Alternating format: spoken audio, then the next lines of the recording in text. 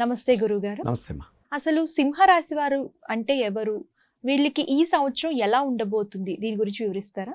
సింహరాశికి సంబంధించినటువంటి నక్షత్రాలు మఖా నక్షత్రం 1, 2, 3, 4 పాదాల వారు, పుబ్బ దీన్ని మనం పూర్వ పలుగుని అని కూడా పిలుస్తాం. ఈ 1, 2, 3, 4 పాదాల వారు, అలాగే ఉత్తర లేక ఉత్తర పలుగుని నక్షత్రం మొదటి పాదం వారు, ఈ 9 నక్షత్రాల పాదాల వారు చాంద్రమానాన్ని అనుసరించి సింహరాశి వారమ్మ. అలాగే సింహ మాసంలో జన్మించిన వారందరూ కూడా సౌరమానాన్ని అనుసరించి సింహరాశి వారే.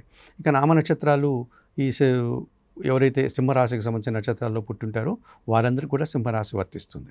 ఈ రాశి వారికి ఈ సంవత్సరం ఆదాయ వ్యయాలు ఎలా ఉండబోతున్నాయి? ఈ విశ్వావసునామ సంవత్సరంలో సింహరాశి వారికి ఆదాయం 11, వ్యయం 11, అలాగే రాజ్యపూజ్యం 3, అవమానం 6గా చెప్పడం జరిగింది. ఈ సింహరాశి వారికి ఈ సంవత్సరం నూతన సంవత్సరము మిశ్రమ ఫలితాలు వచ్చేటువంటి అవకాశం ఎక్కువగా కనిపిస్తుంది. వీళ్ళకి అనుకూలమైన గ్రహాలు ఏంటి? వాటి వల్ల వచ్చే ఫలితాలు ఎలా ఉండబోతున్నాయి ఈ సంవత్సరం? గురువు పూర్తిగా అనుకూలంగా కనిపిస్తున్నాడమ్మా ఈ సంవత్సరము. ఎందుకంటే మిథున రాశిలోనికి గురువు వచ్చినప్పటి నుంచి కూడా సింహరాశి వారికి మంచి అవకాశాలు రావడానికి అవకాశం ఉంటుంది. అనగా లాభస్థానంలోనికి గురువు వస్తున్నాడు. 11వ భావంలోనికి గురువు వస్తే మంచి ఫలితాలు రావడానికి అవకాశం ఉంటుంది.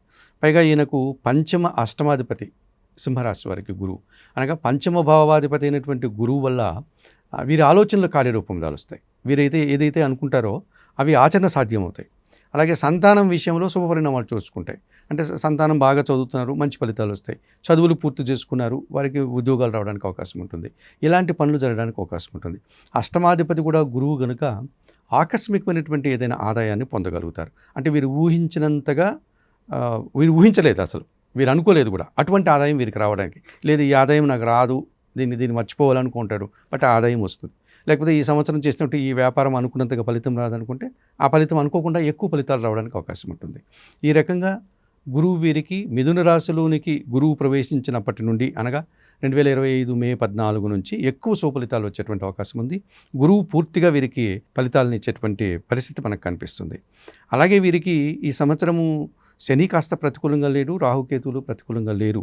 అయితే సింహరాశి వారికి ఈ సంవత్సరము రవి చాలా అద్భుతంగా ఉన్నాడు. ఎందుకంటే సింహరాశ్యాధిపతి ఆయన, సింహరాశికి అధిపతి అయినటువంటి ఈ సూర్య భగవానుడు, గ్రహరాజు అయినటువంటి ఈయన సింహరాశి వారికి ఈ సంవత్సరం ఎవరైనా రాజకీయ నాయకులు సింహరాశి వారు ఉంటే ఈ సంవత్సరం వారు ఎమ్మెల్యేలుగా కానీ లేకపోతే ఎంపీలుగా కానీ గెలిచి ఉంటే మంత్రి పదవులు వచ్చేటువంటి అవకాశం ఉంటుంది. లేదు వారు చేసేటువంటి వ్యాపారాల్లో అధికంగా లాభాలు పొందడానికి అవకాశం ఉంటుంది. పోనీ ఉద్యోగస్తులు ఎవరైనా ఉన్నారు అంటే అధికారుల యొక్క అభినందనలతో అభివృద్ధిని సాధించుకోగలుగుతారు.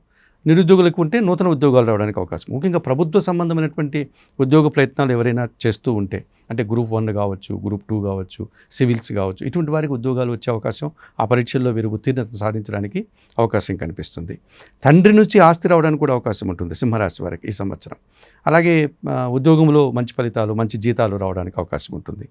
అలాగే కుజుడు కూడా వీరికి 50% శుభఫలితాలను అందిస్తున్నారు. సింహరాశి వారి ఈ సంవత్సరం భూములు కొనుగోలు చేయడానికి బాగుంటుంది.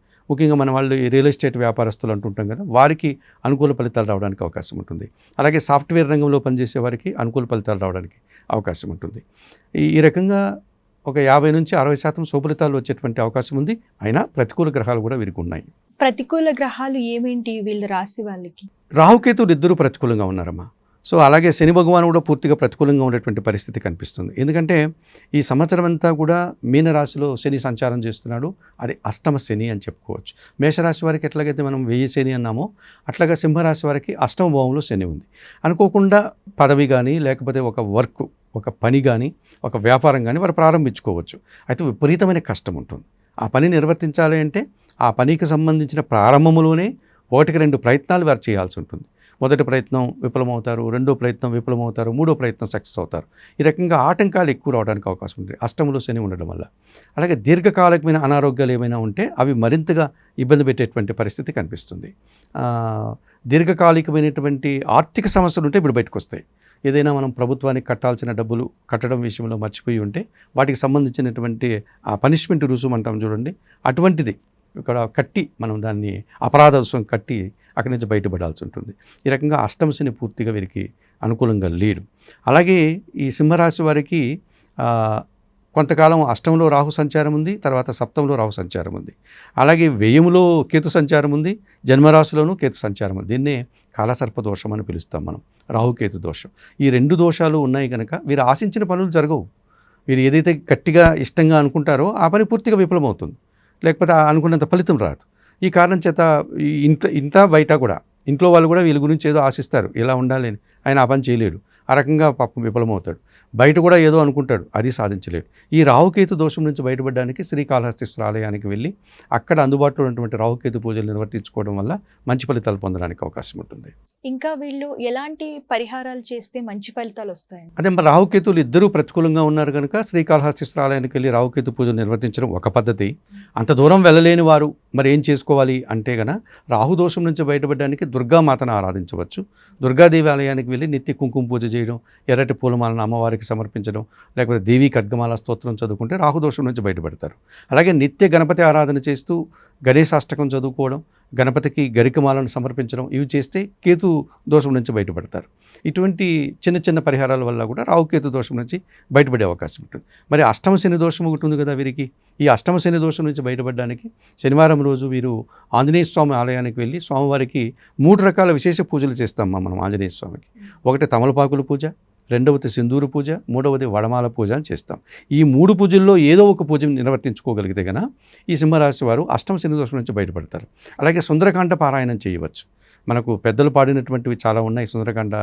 అటువంటి సుందరకాండ పారాయణం వినడం కానీ చదవడం కానీ చేసినా కూడా మంచి ఫలితాలు రావడానికి అవకాశం ఉంటుంది. అలాగే వీళ్ళకి జన్మరాశ్యాధిపతి సూర్య భగవానుడు సహకరిస్తున్నాడు. ఆయన కూడా కొన్ని సందర్భాల్లో ప్రతికూలంగా ఉన్నాడు. ఆ జన్మరాశ్యాధిపతిని సూర్య భగవాన్ని సానుకూలపరచుకోవడానికి నిత్యము ఉదయం నిద్రలేసిన వెంటనే స్నానం ఆచరించి సూర్య భగవాన్ని దర్శించి నమస్కరించుకుంటే, ఇంకా అవకాశం ఉన్నవారు సూర్య నమస్కార ఆసనాలు వేసుకోగలిగితే, ఆదివారం రోజు గోధుమలు కానీ గోధుమ పిండి కానీ దానం చేయగలిగితే మరింత సుఫలితాలు రావడానికి అవకాశం ఉంటుంది. చాలా చక్కగా వివరించారు గురువుగారు. ధన్యవాదాలు.